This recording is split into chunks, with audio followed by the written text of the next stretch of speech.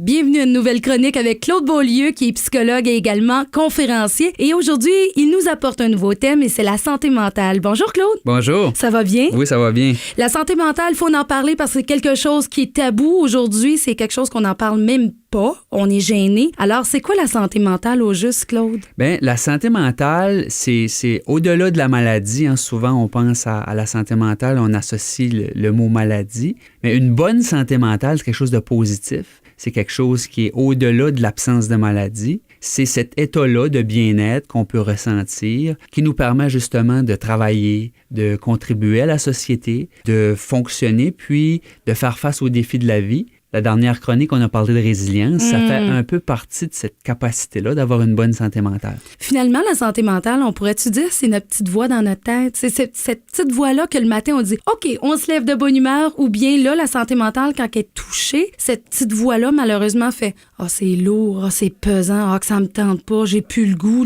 On dirait qu'il n'y a plus rien qui te stimule autour de toi quand tu es affecté, malheureusement, par la santé mentale. Est-ce que c'est ça? Bien, plus ou moins, je dirais, parce que des problématiques associées à une moins bonne santé mentale, il y en a vraiment plusieurs. On a une grande variété. OK. Dans certains cas, oui, on peut se sentir comme tu as mentionné. Dans d'autres cas, ça peut être complètement autre chose, mais c'est un dérèglement, si on veut, d'un point de vue psychologique, où là, vraiment, une problématique spécifique vient affecter notre fonctionnement. Donc, on va parler de problèmes associés à la santé mentale lorsque l'aspect psychologique fait en sorte qu'on n'est plus en mesure de fonctionner, que ce soit au travail, que ce soit dans notre vie quotidienne, que ce soit en lien avec notre famille ou nos responsabilités, où là, on n'est plus en mesure de bien réussir à faire ce qu'on a à faire. À ce moment-là, quand ces petites cloches-là sonnent, qu'est-ce qu'on fait avec ça? Donc, c'est important de faire un peu comme la santé physique, c'est-à-dire si j'ai quelque chose qui se produit du côté physique, il y a un dérèglement ou j'ai un virus ou j'ai un os de cassé, je vais aller consulter, puis je vais voir c'est quoi les recommandations ou les traitements possibles. Bien, pour la santé mentale, c'est la même chose dans le fond. Lorsqu'on a un dérèglement ou on a un atteint au niveau de notre santé psychologique, bien, à ce moment-là, il faut aller chercher de l'aide. Il faut regarder quelles sont les meilleures démarches. Parfois, c'est des traitements qui vont être plus biologiques. On peut parler de la médication. Parfois, c'est des traitements qui vont être plus psychologiques, donc au niveau d'adresser les problématiques ou les comportements ou les émotions. Y a-t-il quelque chose qu'on peut faire pour prévenir une santé mentale, pour avoir une bonne santé mentale? Y a-t-il quelque chose que dans ma vie, je peux changer qui fait que ça peut m'aider à être mieux? Bien, on fait encore le lien avec la santé physique. Comment on fait pour prendre soin de notre santé physique? Bien, il y a plein de choses qu'on fait.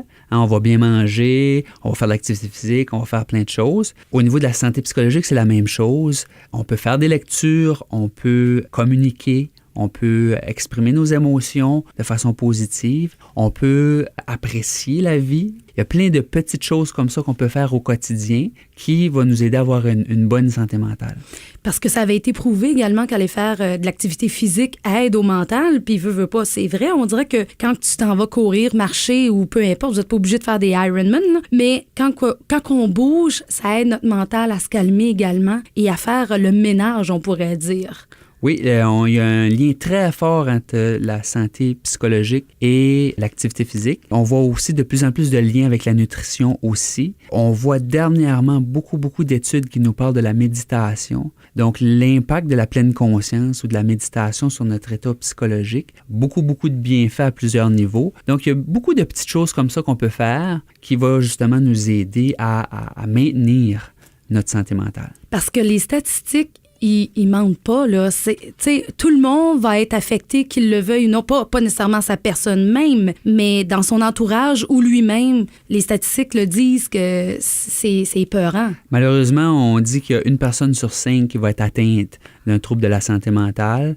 Si on regarde alentour de nous, ça veut dire que dans notre vie, il y a au moins une personne qu'on connaît ou ça peut être même nous-mêmes qui sera atteint. On dit qu'il y a même plus de gens qui vont se retrouver en état d'invalidité associé à une cause de santé mentale qu'à un cancer. Donc, tout ça pour dire que c'est très dévastateur lorsqu'on s'enfonce dans une problématique de santé mentale. Ça a des répercussions assez importantes.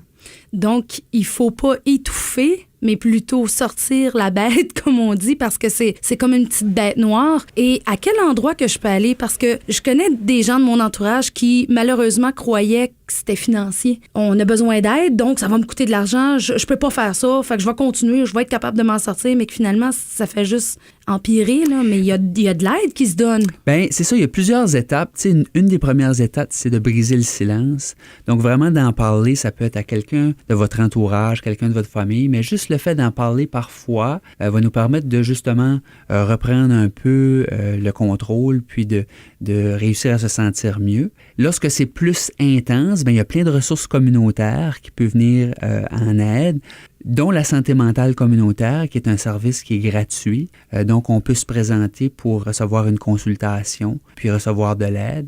Puis, pour les gens qui ont des assurances ou des programmes d'aide aux employés, bien, là, il y a les services dans le secteur privé où on peut consulter, que ce soit un travailleur social ou un psychologue, puis de recevoir justement de l'aide spécifique pour adresser notre problématique. Donc, ces gens-là sont des professionnels, ils vont être assez forts pour nous encadrer. C'est des gens, comme j'avais mentionné dans la première chronique, des gens objectifs, des gens aussi qui vont être capables d'avoir les outils, étant donné leurs études, étant donné leur éducation continue, pour vraiment cibler, identifier, reconnaître la problématique, puis pour vous aider à vous en sortir. Et garder ça tout confidentiel, bien sûr. Et garder ça confidentiel, exactement.